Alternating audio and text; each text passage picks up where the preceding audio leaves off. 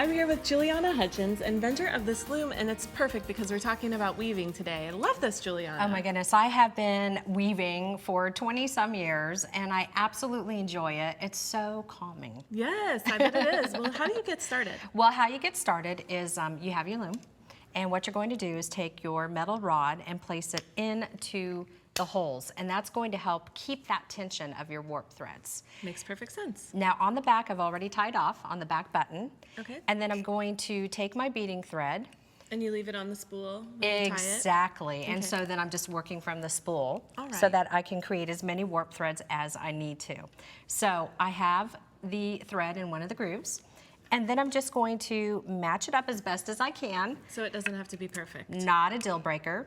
Now I am going to be skipping one groove because I'm using size 8/0 beads. Okay, so depending on the size of bead you use, then you would want to adjust that spacing in between. Exactly. And really all you do is hold the bead up to the grooves and then you eyeball it.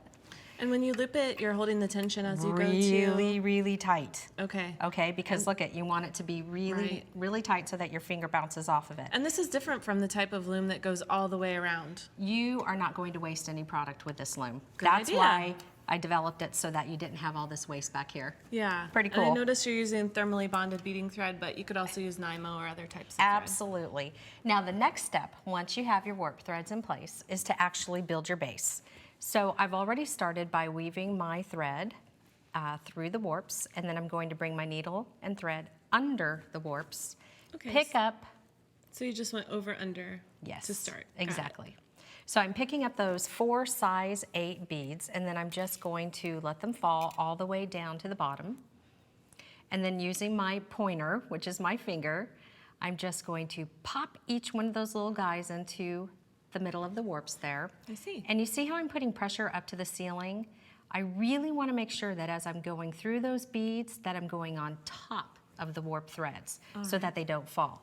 So then we just pull, and we're just going to snug that up really nice and tight. And there's our first row. Isn't that Perfect. cool? Yeah, And then so we would easy. just do that one more time. Usually for a bracelet, I make 46 to 47 rows. So you would just continue to do this step until you had the length of your bracelet. All right. Isn't this cool? It's so It's simple. so peaceful. And again, just making sure that you're on top of the warp threads. Okay. Okay? And then once we have that done, I will pass this on to you. Sure. So you always work from the right side? I then? do. I'm always working from the right. Okay. All right, now this is where all the magic starts. This is really fun. The embellishing. Yeah, the embellishing, the big poofy part. So I have the base of my bracelet ready, and then what I'm going to do is create those loops. So I have my needle and thread already weaved that through a couple rows. Then I'm going to take my needle, come up in between the first and second bead. Okay. All right, then we'll pull that.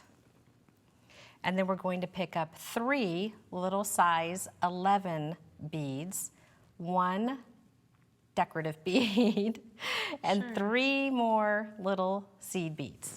Let those fall. And then I'm just going to go back through the first bead, through the second, and then up and out in between the third. And here's the magic. All right. That's your first loop. So if you were to use more seed beads, you'd have a really fun look like you do on the ring on your finger there. So that's like 10 seed beads. Yeah, so you can really get a lot of fringiness You going could on really get a lot of fun going on. Now when you're done, what I do is create what's called a salvage. So it's like a faux ribbon. Sure. And that's where I'm going to anchor my ribbon clasp to. So Okay. you're just taking your needle and thread and you're just weaving back and forth. So you just go over under each of your Yep. warp threads. That's all you do. And how many rows do you make of your salvage? Well, this is what I do. I bring in my ribbon clasp, and then I just make sure that it is the thickness of the clasp itself. And before I actually cut the bracelet off of the loom, I want to make sure that I take a really good heavy-duty jewelry glue Okay. and saturate that salvage. Let it dry, and then I cut off the warp Oh, threads. all right, perfect. And then you just clamp that down, and you can see how I did that on the finished one over here. Yes. Okay, well, let's take a look at your finished samples over here too. These fringy bracelets are fun. So this is the same thing that you just covered the whole entire length? Exactly. So you would just start up at the top and work your way to the bottom. You can do really cool pieces, and really, isn't it all about the bead? Definitely, definitely. So there's Favorite so many colors. different colors you can use, and the hair clips are so popular.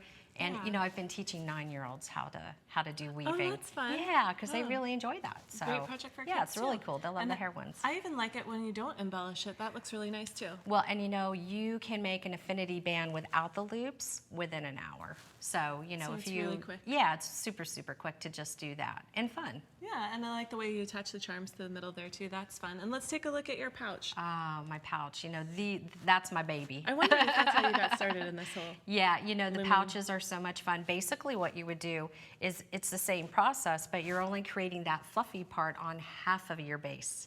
Oh, And then if you visualize kind of flipping up the bottom and then Yeah. stitching it up on the sides, you know, so it's a very similar Can I technique. take a look at the back? Yeah, of course. My back is There it finished. is. All right. So there it is. And the plain on the back and fringe on the front. Well, thank you so much, Oh, Julianna. you're so This is welcome. fun. It Quick is and fun. easy. It is quick and easy.